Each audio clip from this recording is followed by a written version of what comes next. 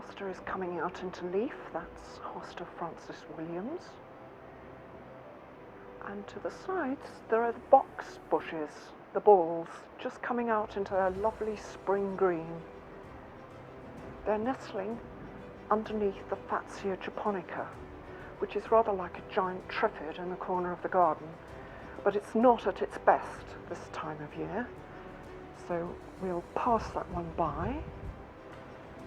Behind the box balls is another hosta, an unusual one called the praying hands, that's just coming out into leaf too.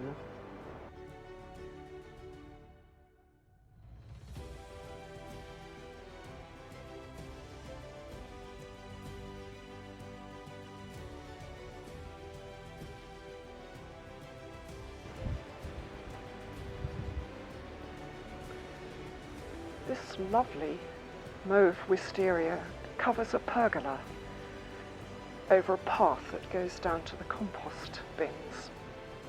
It's really beautiful at this time of year, but there's a little story attached here because it wasn't supposed to be a mauve wisteria.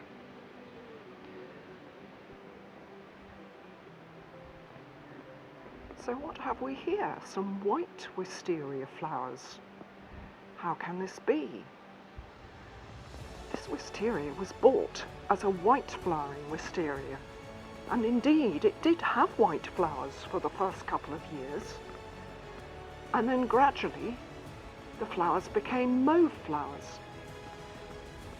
And what had happened was the grafting has gone very badly wrong, and the mauve rootstock has taken over from the white, which is really very sad because the white wisteria has the most glorious scent and the mauve not very much at all.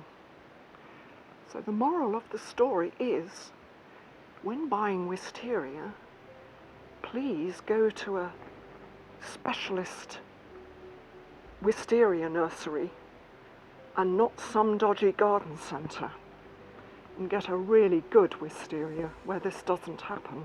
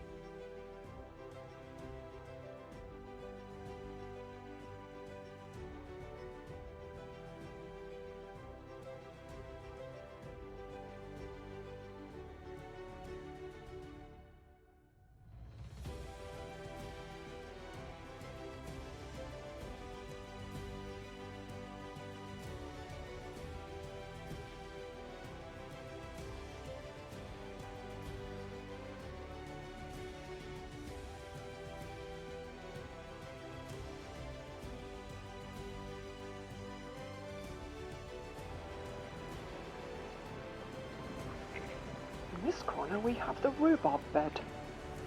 It coexists with the climbing rose, the generous gardener, which is a very, very pale blush pink, and is strewn, or will be strewn, the blue flowers of Clematis Pearl d'Azur. It's quite a picture when it all comes out together. And the rhubarb doesn't seem to mind at all. Against the warm west wall is planted a fig tree.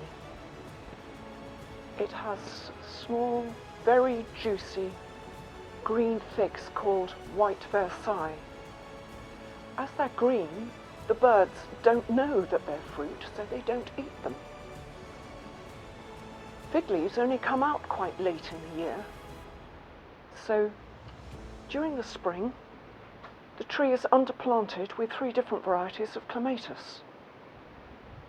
In the middle, quite demure, is Miss Bateman.